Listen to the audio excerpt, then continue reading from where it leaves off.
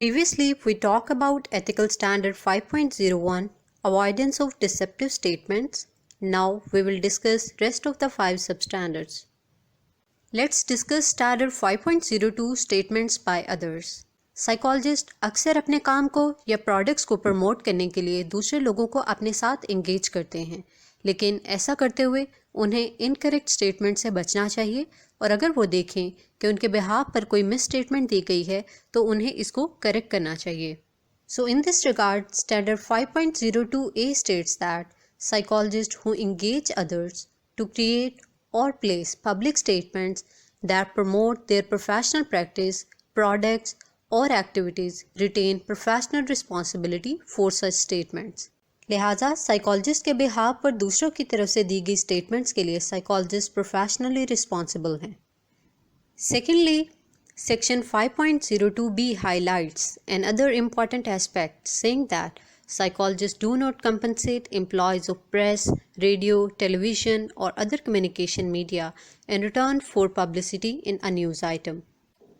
यकीनन आप यहाँ सोच रहे होंगे कि वो उनको कंपनसेट क्यों नहीं करेंगे जबकि प्रेस, रेडियो या टीवी उनके काम की पब्लिसिटी कर रहे हैं. तो अगर आप गौर करें, इस स्टैंडर्ड की वर्डिंग में पे की बजाय कंपनसेट की टर्म इस्तेमाल की गई है.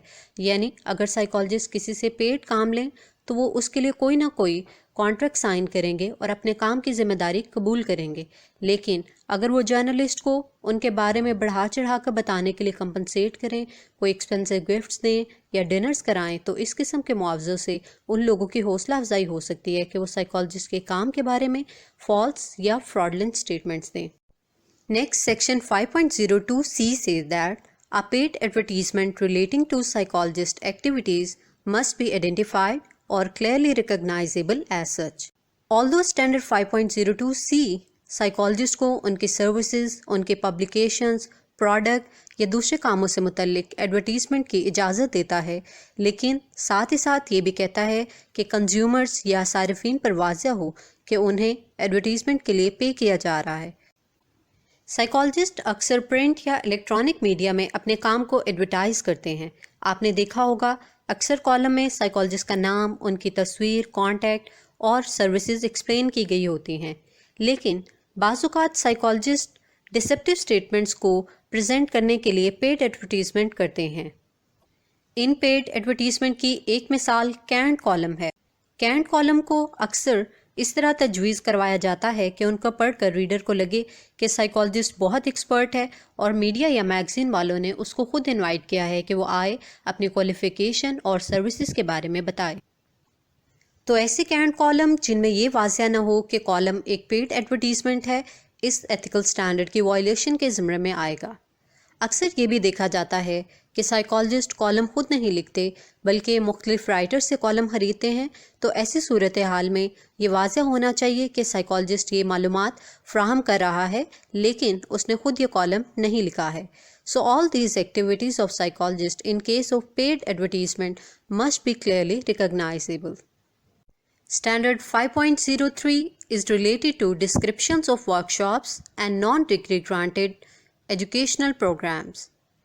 This standard says that to the degree to which they exercise control, psychologists responsible for announcement, catalog, brochures or advertisements describing workshops, seminars or other non-degree granted educational programs ensure that they accurately describe the audience for which the program is intended, the educational objectives, the presenter and the fees involved.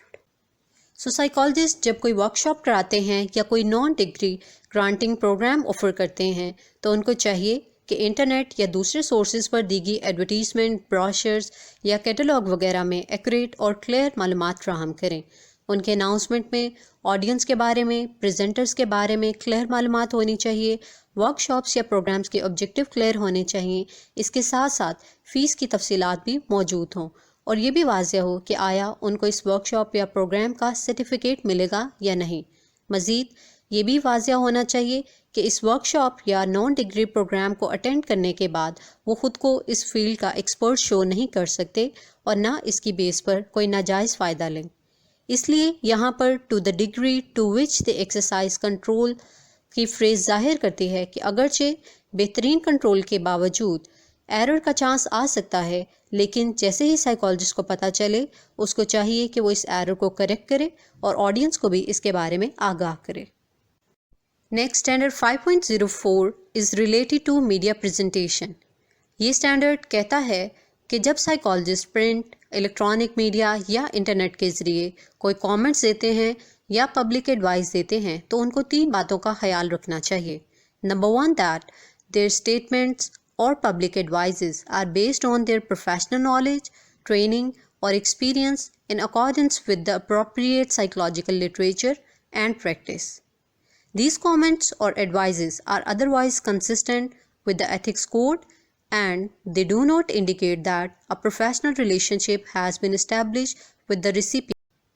لہٰذا یہ standard psychologist کو روکتا ہے کہ وہ radio, T V, news paper, internet یا professional blogs پر کوئی ایسی ایڈوائز یا کامنٹس نہ دیں جو ان کی ایکسپرٹیز یا باؤنڈری سے باہر ہوں۔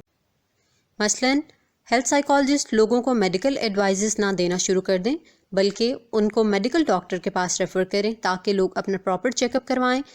اس لیے تو مشہور محاورہ ہے کہ نیم حکیم خطرہ جان۔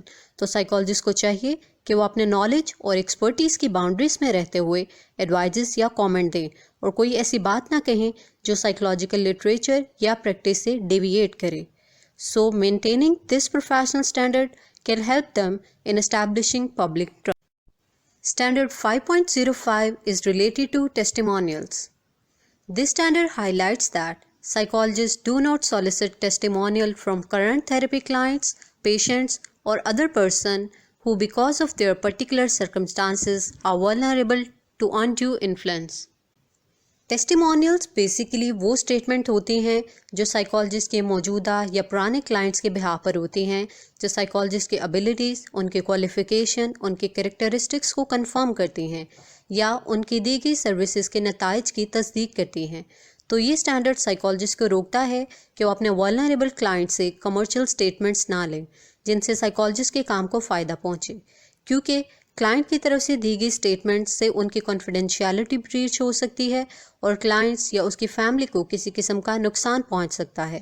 تو ایک تھراپسٹ کی حیثیت سے سائیکالوجسٹ کلائنٹ کو فورس نہیں کرتا کہ وہ پبلک ٹیسٹیمونیلز دیں۔ آلدو یہ اسٹینڈرڈ سائیکالوجسٹ کو نان ولنریبل کلائنٹ سے ٹیسٹیمونیلز لینے سے نہیں روکتا، لیکن اسٹل ان کو گائیڈ کرتا ہے کہ وہ پرانے کلائنٹس کو اپروچ کرتے وقت کاشیس ہوں، کیونکہ تھراپی سے ریلیٹڈ بہت سے فیکٹرز کلائنٹ کو پھر سے اس سچویشن کی طرف ولنریبل بنا سکتے ہیں۔ So psychologists should be cautious about some questions such as, is there any potential harm in asking the client for online testimonials? What will be his or her responsibility for informed consent? Does the client understand the implication of placing testimonial? Will the testimonial impose any threat to the confidentiality of the client? Will others not be able to recognize the client? Will the testimonial anonymous? So, considering the suspected threats, psychologists do not solicit testimonials from their client. Last substandard 5.06 is concerned with in-person solicitation.